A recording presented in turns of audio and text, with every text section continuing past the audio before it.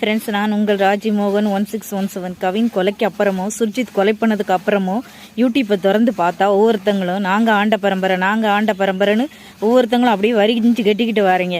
வரிஞ்சு கட்டிக்கிட்டு வரவங்க முதல்ல ஆண்ட பரம்பரையோட தலைவர்களோட வரலாற்றை எடுத்து நல்லா படித்து பாருங்க. அதில் யார் ஆண்ட பரம்பரையாக இருந்தாலும் அவங்க எப்படி இருந்தாங்க அப்படின்னு சொல்லி உங்களுக்கு தெரியும். அவங்களோட வரலாற்றை படித்தவங்க யாரும் நாங்கள் ஆண்ட பரம்பரைன்னு சொல்ல மாட்டேங்க.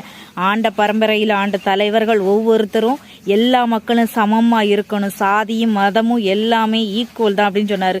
முத்துராமலிங்க தேவர் ஐயாவை எடுத்துக்கிட்டீங்கன்னா அவர் சாதியும் மதத்தையும் பார்த்து மனிதன் தாழ்வுபடுத்துவது பெருங்கொடுமை.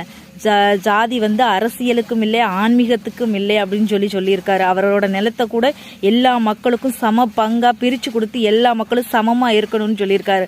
அதுதாங்க ஆண்ட பரம்பரையோட வரலாறு. நீங்கள் என்னடானா நாங்கள் ஆண்ட பரம்பரைன்னு நினைக்கிட்டு இருக்கீங்க.